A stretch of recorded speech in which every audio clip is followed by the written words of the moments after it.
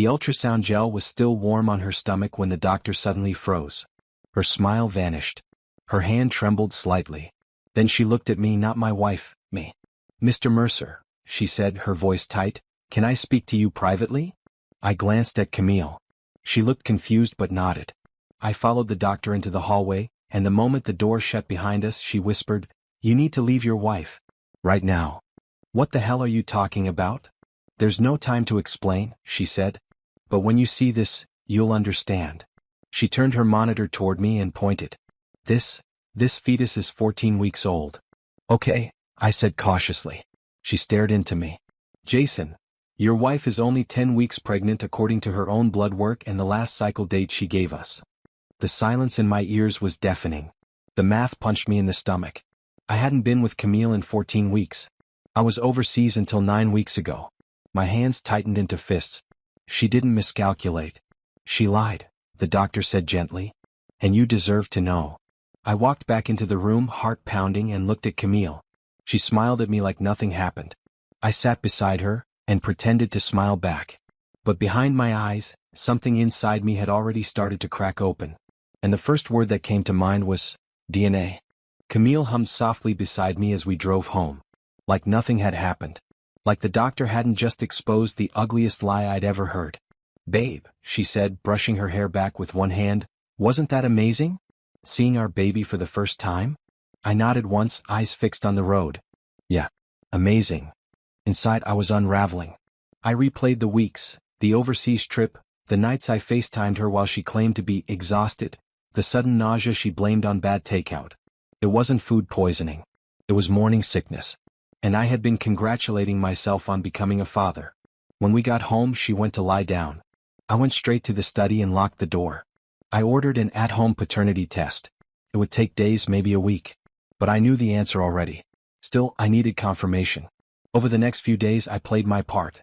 I held her hand during appointments, made her tea, kissed her forehead. She smiled, giggled, texted her friends excitedly. She thought she'd won. Until the envelope arrived. I waited until dinner. Set the test results gently beside her plate. "Jason, what's this?" I looked her dead in the eye. "It's the truth." She opened it. And her face turned white. Then red. Then something colder. "You went behind my back?" I leaned forward. "You did that first." And I hadn't even told her what I planned to do next. Camille pushed the paper away like it burned her. "This doesn't mean anything," she hissed. "These tests can be wrong." "They're 99.99% accurate," I replied calmly. "But you're welcome to explain who the father is, since it sure as hell isn't me." She stood up, voice rising. "You're overreacting, Jason." "I didn't want to lose you," I panicked. "So you what? You got pregnant with someone else's kid and thought I'd raise it blindly?" Tears welled up, but they didn't move me. Not anymore. My world had been flipped inside out, and I wasn't looking for sympathy, I was looking for clarity. "Who is he?" I asked. Silence. Her jaw clenched.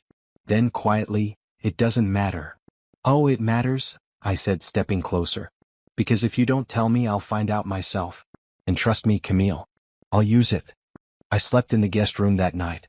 She sobbed behind the door, but I didn't go to her. I wasn't her husband anymore. I was a man building a case. The next morning I called my lawyer. "Prenup still valid?" I asked. "Very," he said. "You want to move fast?" "Faster than she thinks." I had always been the calm one in our marriage. The easygoing guy who forgave too much and asked too little. But now I was quiet for a different reason. Because the only thing louder than anger is a man planning justice in silence. Camille didn't say a word when I walked past her that morning. She sat curled up on the couch, makeup smeared, eyes puffy. But I wasn't moved. Not anymore. I left for work early, but I didn't go to the office. Instead, I drove to a private investigator I'd already contacted. Find out who she's been seeing. I want names, phone records, photos, everything. He nodded without a word and slid a contract across the table. That night I made dinner. Yes, I made dinner. She stared at me from across the table like I'd lost my mind. Maybe I had, but not in the way she feared. "How's the baby?" I asked, calmly slicing my steak. She blinked. "You still care?" I smiled. "Of course I care. Just not the way you think." She pushed her plate away. "Jason, can we just go back to before? We were happy." "No," I cut in, tone soft but final. "We weren't.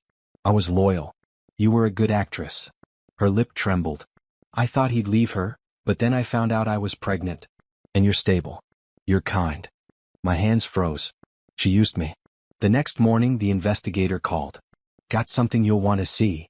I met him in a diner parking lot. He handed me a brown envelope. Inside, photos.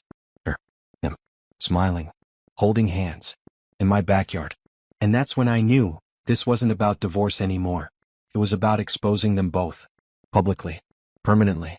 I stared at the photo of Camille laughing beside a man I had never met, but in my backyard on my patio furniture, wearing my college sweatshirt. The betrayal wasn't just personal. It was territorial. She desecrated my peace. The investigator handed me a name, Brian Keller. Divorced. Mid-30s. Works in marketing. Known for sleeping around the office. But here's the real kicker. He was Camille's boss. I almost laughed. She always said she hated people who mixed work and personal life.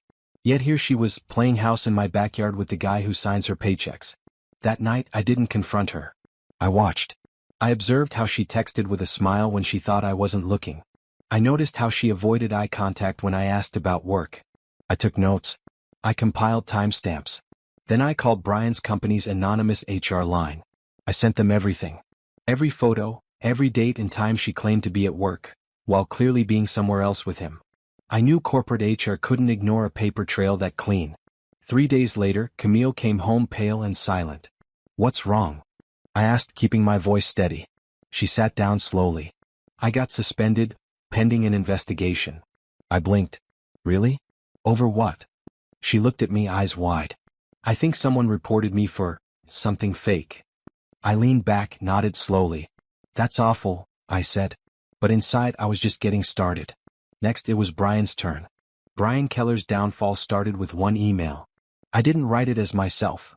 I created a fake identity using a burner address. Claimed to be a concerned intern. Attached screenshots of texts between him and Camille, camouflaged just enough to look like they came from a real phone backup. Then I sent the email to his company's HR, marked confidential. Within 48 hours, Camille noticed something was off. Brian isn't answering my calls, she muttered while scrolling her phone. He's ghosting me. I poured my coffee. Weird. Everything okay at work?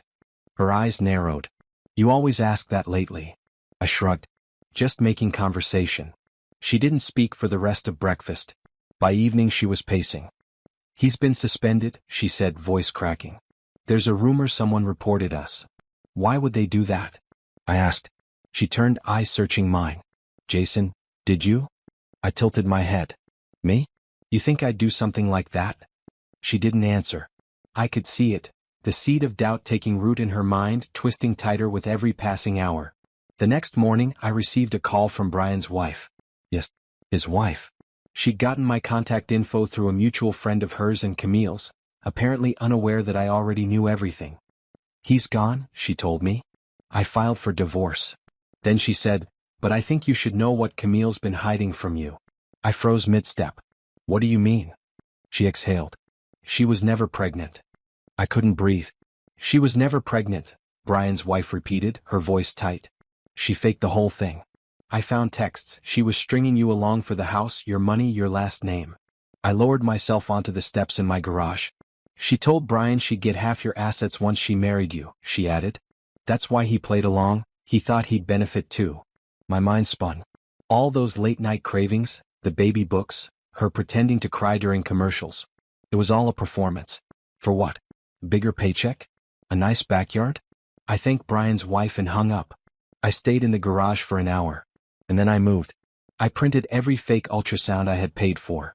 I copied every sweet message she sent me about our little miracle.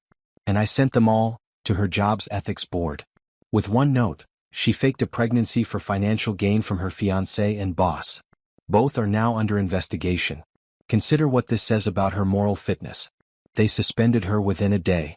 Camille came home screaming, accusing, sobbing. What are you doing to me? I stayed calm. I simply said, you played with my trust. I'm just returning the favor. She was fired the same week Brian finalized his divorce. But I wasn't done.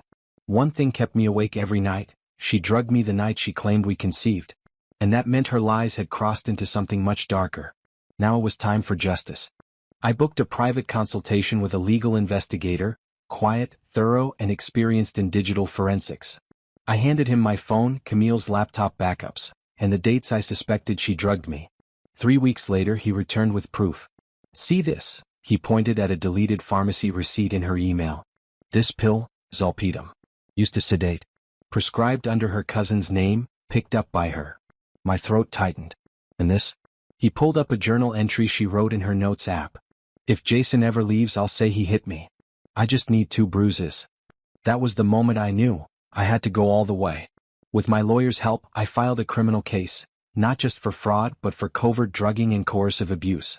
The DA took interest. It escalated. Camille was arrested. I still remember the disbelief on her face when the cuffs clicked on. You can't do this to me, she screamed in court. I stood calmly. You already did it to yourself. She was sentenced to 14 months probation, a suspended jail term, and mandatory therapy. Brian resigned under pressure. His wife got full custody. As for me, I moved cities. Started a new job. No more mansions, no more luxury distractions. Just peace and a dog I named Mercy. But sometimes at night I hear her voice again in my head. Fake soft. Sweet lies. And I remind myself, silence isn't peace if it's paid for with your sanity.